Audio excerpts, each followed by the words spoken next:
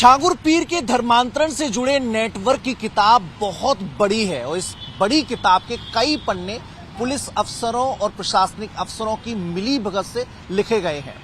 STF ने इस मामले की गोपनीय जांच की है। एटीएस ने जो पड़ताल की, रिमांड की अवधि के दौरान छांगुर पीर से जो पूछताछ में फैक्ट सामने आए हैं उसमें तहसील से जुड़े और पुलिस प्रशासन से जुड़े कई अफसरों के नाम शामिल हैं। एक एडीएम की भूमिका संदिग्ध है। 2 सीओ और 1 इंस्पेक्टर छांगुर नेटवर्क के लिए काम किया करते थे।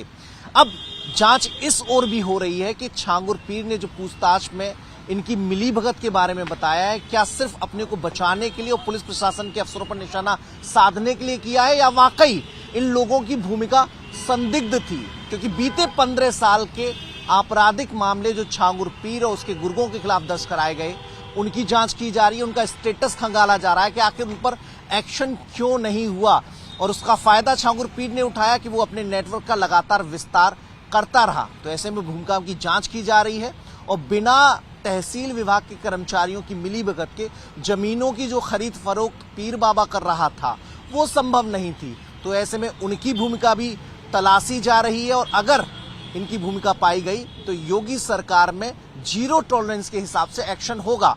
अब एडीएम, 2 सीओ और 1 इंस्पेक्टर फिलहाल सवालों के घेरे में हैं और इनकी एसटीएफ गोपनीय जांच भी कर रही है। छांगुर बाबा ने जिन लोगों को बहला फुसलाकर धमकी देकर धर्म बदलवाने की कोशिश की, उसमें से एक हरदीप जी भी हैं, बलरामपुर के रहने वाले हैं। हरदीप जी, पूरी किस्सा बताइए कि कैसे ये लोग अपना काम करते हैं, कितने लोग इनके गिरोह में शामिल हैं, कैसे अप्रोच किया जाता है। अब गिरोह का तो हम नहीं जानते हैं कि कितने गिरोह इनके हैं। मैं वहाँ एक मुंशी का काम करता था, जो बिल्डिंग बन रही थी। अच्छा, जो छांगुर बाबा की बिल्डिंग छांगुर बाबा की बिल्डिंग थी, वहाँ मुंशी थे। बहुत दिन तक हम वहाँ काम किए हैं। हमारा काम देखभाल का केवल था। पर्सनल मुंशी हम उनके थे केवल देखभाल के लिए कि मटेरियल कैसा है, कैसा नहीं है, कितना क्या हो रहा है।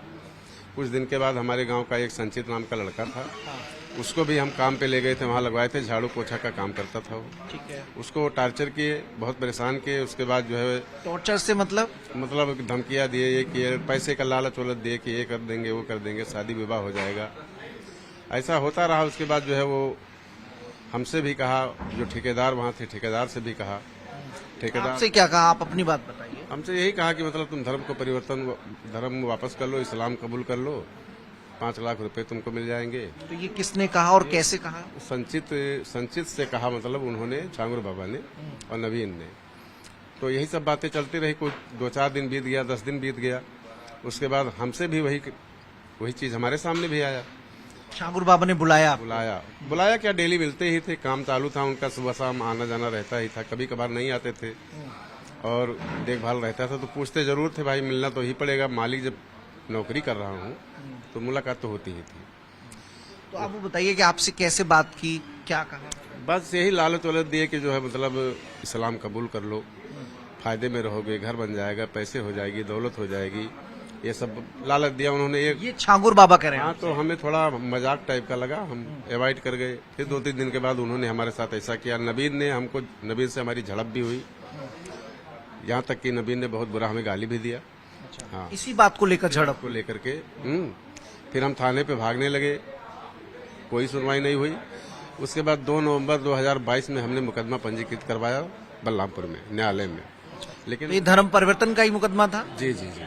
फिर वहाँ से जो है वो पेंटिंग में कर दिया गया, क्योंकि वहाँ हम लोगों की सुनवाई नहीं होती थी। पैसा वाला था बाबा, उसकी सुनवाई होती थी, हम लोगों की सुनवाई नहीं होती थी। कुछ समय बीतने के बाद जब उसको पता चला कि हमने मुकदमा कर दिया है, तो उसने एक पिंकी नाम की लड़की जो हरैया थाना की है, उससे बलात्कार का मुकदमा हमारे ऊपर करवा दिया। अच्छा, मतलब ये है कि अगर आप धर्म नहीं बदलेंगे तो झूठे मुकदमे में आपको फंसाएंगे। झूठे नहीं, जब मैंने अपने धर्म परिवर्तन का बयान दर्ज करवाया, मुकदमा करवा दिया उसके ऊपर, तब उसको ये लगा कि हम फंस जाएंगे। तब हमको टार्चर करने के लिए उसने पिंकी नाम की एक लड़की से जो है मुकदमा मतलब डराने के लिए। हाँ, अब डराने के लिए क्या, जब मुकदमा लिख गया तो डराने वाली क्या बात है। फिर तो सीधे कर ही रहा है। पुलिस रह गई बात पुलिस की। पुलिस हमारे घर पे गई सम्मन लेकर के, नोटिस लेकर के, लेकिन उन्होंने कुछ कभी कहा नहीं मेरे बच्चों को या हमको, किसी को नहीं। अच्छा, थाना उतरौला थाने के पुलिस हो चाहे गड़ास की हो, मतलब जांच पुलिस भी समझ रही थी और जांच भी निष्पक्ष। हाँ, पुलिस समझ रही थी कि सब गलत तरीके से फंसाया जा रहा है। उतरौला की जो पुलिस है, गड़ास की जो पुलिस है, गड़ास थाना की, ये लोग सब जानते थे कि बाबा इस लायक है। हाँ, ये टार्चर कर रहा है, फंसा रहा है। कभी पुलिस वालों ने हमें तकलीफ नहीं दिया। तो उस मामले में अभी चल रहा है कोर्ट में या बरी हो गए आप? चल रहा है मामला, बरी कहाँ हुए हैं, मामला तो हमारा चल ही रहा है। वही तो हम कह रहे हैं कि इसकी जांच कर ली जाए। एक जांच बैठे, जो विवेचक हूँ उसको जांच कर लें। अगर मैं सही गलत हूँ तो मुझे सजा दिया जाए, अगर मैं गलत नहीं हूँ तो उससे पूछा जाए कि तुम किसके कहने पर जो है मुकदमा लिखाई हो हरजीत के ऊपर। गलत तो नहीं कह रहे हैं। आपका गांव कौन सा था? रसूलाबाद। अच्छा, एक चीज बताइए हरजीत जी कि बाबा का बड़ा नेटवर्क है, तो उससे मिलने जुलने वाले लोग, चूंकि आप वहां पे केयर टेकर थे, तो मिलने जुलने वाले जो लोग आते होंगे तो वो आप जानते पहचानते होंगे। कितने लोग मिलने आते होंगे? ऐसा है कि सुबह 8 बजे हम वहाँ पहुँच जाते थे, 8-9 पे। शाम को 5 साढ़े 5 वहाँ से हम चले आते थे। ठीक है, कितनी संख्या रहती होगी? संख्या नहीं, पहली बात तो कभी कभार कोई आ गया तो आ गया गाड़ी उड़ी से, नहीं तो जो भी उससे मिलने वाले होते थे वो रात में मिलते होंगे। दिन में कौन आएगा? 50-60 लेबर काम कर रहे हैं, मिस्त्री काम कर रहा है। तो गलत काम करने वाला दिन में थोड़ी ना आएगा। रात में आते बाकी जैसे आसपास के गांव के लोग इस तरह के कुछ आते थे क्या? बहुत से लोग काम होता था, बिल्डिंग अच्छी बन रही थी, देखने के लिए आते थे लोग। आपके सामने और लोगों को भी उसने इस तरह का प्रलोभन देकर ऑफर दिया इस्लाम कबूल करने को? जी नहीं, मेरे सामने ऐसा कुछ नहीं कही। 2 ही मैटर हमारे सामने यही है, एक संचित का और एक मेरा। जी, बाकी कहीं पाकिस्तान की बात, सऊदी अरेबिया की बात? ऐसा कुछ नहीं मैं जानता हूँ। जितना मैं जानता हूँ उतना ही बताऊंगा। रह गई बात, जब 3 तारीख को हम यहाँ आए थे विश्व हिंदू परिषद रक्षा परिषद इस कार्यालय पर, मीडिया वालों ने जब आवाज उठाई तो उसके बाद एसटीएफ पुलिस और एटीएस पुलिस ने जो है उत्तर प्रदेश की पुलिस ने मदद किया और बाबा को धर दबोचा। बाबा का मकान गिर गया। जांच नेपाल से कोई ऐसी बात कि नेपाल से आना जाना हुआ करता हो? नहीं, हम नहीं जानते हैं इसके बारे में।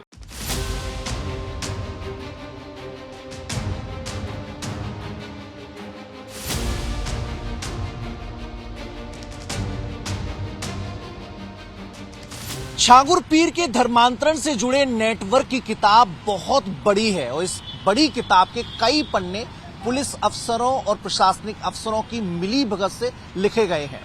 एसटीएफ ने इस मामले की गोपनीय जांच की है। एटीएस ने जो पड़ताल की, रिमांड की अवधि के दौरान छांगुर पीर से जो पूछताछ में फैक्ट सामने आए हैं उसमें तहसील से जुड़े और पुलिस प्रशासन से जुड़े कई अफसरों के नाम शामिल हैं। एक एडीएम की भूमिका संदिग्ध है।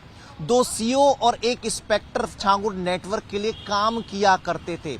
अब जांच इस ओर भी हो रही है कि छांगुर पीर ने जो पूछताछ में इनकी मिलीभगत के बारे में बताया है, क्या सिर्फ अपने को बचाने के लिए और पुलिस प्रशासन के अफसरों पर निशाना साधने के लिए किया है, या वाकई इन लोगों की भूमिका संदिग्ध थी? क्योंकि बीते 15 साल के आपराधिक मामले जो छांगुर पीर और उसके गुर्गों के खिलाफ दर्ज कराए गए, उनकी जांच की जा रही है। उनका स्टेटस खंगाला जा रहा है कि आखिर उन पर एक्शन क्यों नहीं हुआ, और उसका फायदा छांगुर पीर ने उठाया कि वो अपने नेटवर्क का लगातार विस्तार करता रहा। तो ऐसे में भूमिका की जांच की जा रही है और बिना तहसील विभाग के कर्मचारियों की मिलीभगत के जमीनों की जो खरीद फरोख्त पीर बाबा कर रहा था वो संभव नहीं थी। तो ऐसे में उनकी भूमिका भी तलाशी जा रही है और अगर इनकी भूमिका पाई गई तो योगी सरकार में 0 टॉलरेंस के हिसाब से एक्शन होगा।